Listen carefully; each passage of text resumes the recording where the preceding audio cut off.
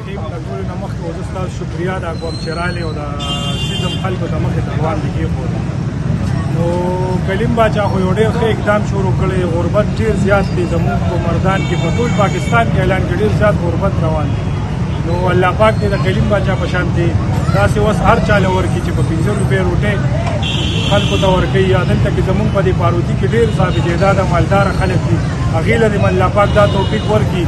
دا حکومت لم پکار دي چې غربت روان دي. دا زبرګ رب العالمین رمضان المبارک دی، زبرګ میاشت ده او داسې کارونه دي خدای پاک د هر چا نه وایوستلي چې څنګه چې کلیم باچا له ورکړی. بسم الله الرحمن الرحیم. زه خو به دا ووایم چې ماشاءالله دا کلیم باچا دی چې کوم خدمت کوي د راپورې وتی او دې طرف ته زما نوم علي رحمان حافظ علي رحمان دی. زه د نورمنخیل اوسېدونکی ما. خو ډېر زیات غریبانان خلک شته چې د کرایې په کورونو کې پاتې کېږي، دلته د چوکونو کې ناست دي. کله ورته دیاړي میلو شي، کله میلو نه شي، ماښام لړ شي، اوړه نه شي اخیستی. په 15 روپۍ یا په شل 15 روپۍ باندې روټۍ د دا نه شي اخیستی. اول خو حکومت له پکار دی چې دا قدم اوچت کړي او داسې سستا تندورونه جوړ کړي.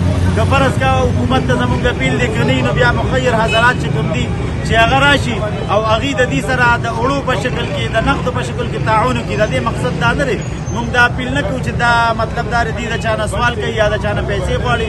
یو ډېر ښه قدم یې اوچت کړی دی د راپورې وتي د مردان په سیمه باندې. الحمدلله زه وایم چې داسې کس به نه چې هغه ته به روټۍ نه میلاوېږي یا به هغه ته لوږی یا به تندی یا به هغه وږې نار نه ور پاتې کېږي. نو زمونږ د طرف نه چې ستاسو هم شکریه ادا کوو او د دې هم شکریه ادا کوو. او مزید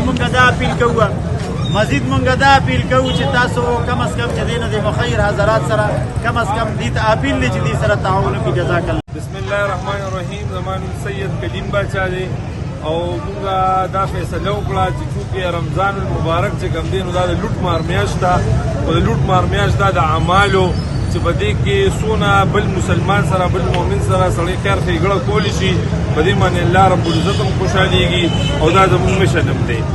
چونکې ما تاسو ته ووایي الحمدلله موږ اهل بیت یو او دا تنور حسین سستا تنور په نوم باندې شروع کړو. حسین علیه السلام په نوم باندې موږ دا تنور آغاز وکړو.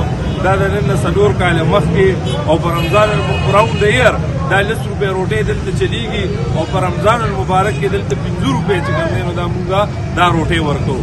د دې مقصد دا دی دغه دا دی چې چونکې تاسو ته پته ده پاکستان یو زرعي ملک دی خو په دې زرعي ملک کې غریب سړی د روټۍ پورې حیران دی.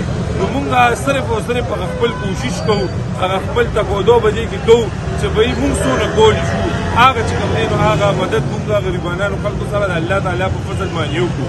په دې دغه سره موږ په 15 روپۍ روټۍ دا په رمضان کې ورکړه. چونکې یو غریب سړی به د غوښې سره د چرګانو سره د فروټو سره په هر څیز سره به ګزاره وکړي خو د روټۍ سره کولې. لهذا دا به یو سړی د پیازو سره خوري به. نو لهذا موږ به دې کې دا اقدام واخیسته چې موږ به دې رمضان کې په 15 روپۍ روټۍ باندې ورکوو. حکومت کم دی. ما خو تاسو ته ووایي چې دلته به موږ دا ګورو چې پنجاب او زموږ خیبر پښتونخوا دا دوه یو جدا جدا ملکونه ښکاري. هلته اوړه ارزان دي دلته اوړه ګران دي.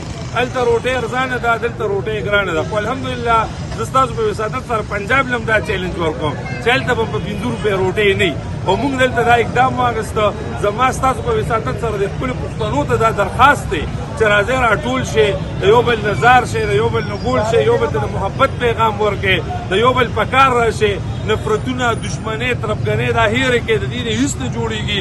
د الله او د الله د پیغمبر صلی الله علیه وسلم په لار باندې لاړ شئ. په هغې کې انشاءالله د دواړو جهانو کامیابي ده.